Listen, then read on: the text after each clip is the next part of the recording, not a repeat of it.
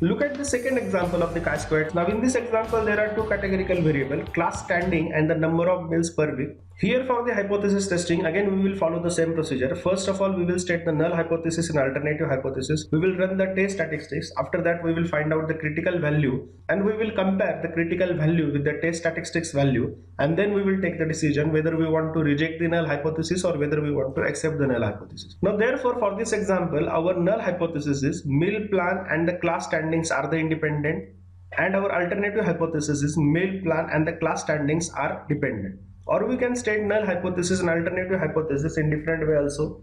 Our null hypothesis can be there is no relationship between them, and our alternative hypothesis can be there is a relationship between them. After that we will run the test statistics. Here our chi-square value is equal to summation of all the cells in bracket observed frequency minus expected frequency bracket square divided by expected frequency. Now here observed frequency is already the data given in the table, means 24, 32, 14, 22, 26, 12, 10, 14, 6, 14, 16, 10. These all are the observed frequency, the data which actually collected from the field.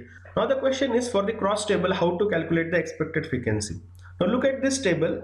Now step by step we will find out the expected frequency of all the number. Now first look at this cell, first number 24. Therefore for this first cell the number is 24. If we want to find out the expected frequency, the formula is row total into column total divided by grand total. Therefore first of all we will write down the row total of this cell. The row total of this cell is 70. Then we will write down the column total of this cell, again it's also 70, and divided by the total grand total is equal to 200. Therefore for this first cell the number is 24. If we want to find out the expected frequency, then what we have done, expected frequency equal to 70 into 70 divided by 200, and the final answer is 24.5. Here we have written the 24.5. Again let us take example of the second cell.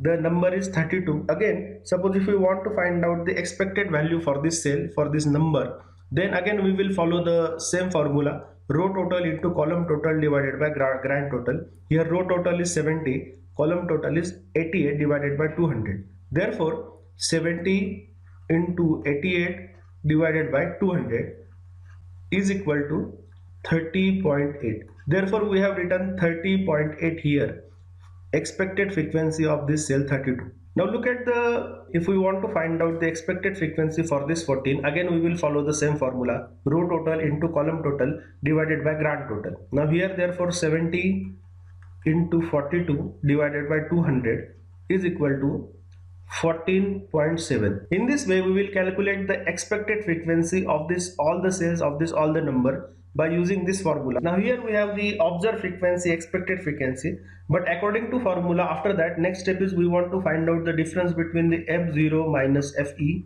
After that we want to square this F0 minus Fe, and then we want to divide this square by Fe.